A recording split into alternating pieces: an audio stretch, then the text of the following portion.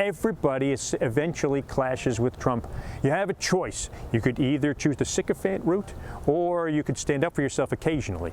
And if you do that, like General Mattis, like Tillerson, our Secretary of State, who called him a variety of probably accurate names on the way out the door, you either choose to be a sycophant, or you choose, eventually you're going to have a clash. And I think that's what happened with Bolton.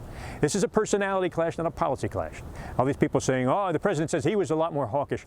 That's nonsense. He knew how hawkish he was. And the problem was a personality issue, not a policy issue.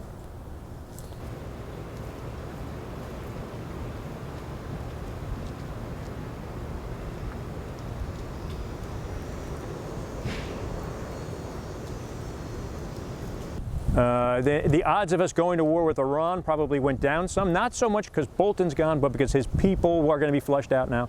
Reports were that he was putting his people, his flackies, in various positions down in the National Security Council staff. They will no doubt be flushed, well, not no doubt, but they may well be flushed out depending who comes in next. Usually they want to put their stamp on what's going on. The names being bandied about now aren't markedly different, and not too many people should expect things to change much, because the president is going to be driving the policy, not the National Security Advisor. The National Security Advisor executes the policy and helps coordinate it, and to a large degree Bolton wasn't doing that. A lot of the criticism was he wasn't taking opinions from around the bureaucracy and getting options to the president's desk. He was disagreeable, as his career has been. So it's not a surprise that he's gone, but nobody should expect things to change too much.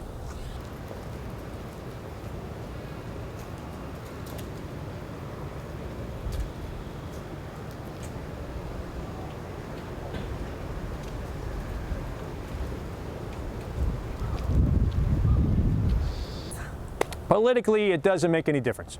Trump could have strangled John Bolton and it wouldn't hurt him politically, because he has an immobile 38% base that's not going to change their mind about him, and the 50-ish% of the people aren't going to start liking him more because of this Bolton move. So it's politically irrelevant. Policy-wise, maybe it'll make a difference depending on who comes next.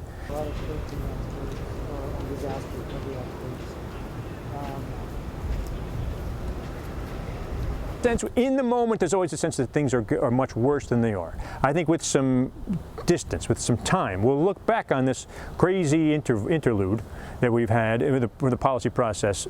But it doesn't mean that, and if you're an optimist, maybe we rethink some of these norms and standards and rules that we thought were important. Maybe they're not. Maybe you don't have to have the structure exactly as we've had it, the process as it's executed, in order to have good decisions. Maybe we can rethink some of this. So if you're an optimist, you might think this is an opportunity. The whole Trump experience is an opportunity to rethink what's important, because based on the prior rules, it's a catastrophe. But maybe it won't lead to bad outcomes.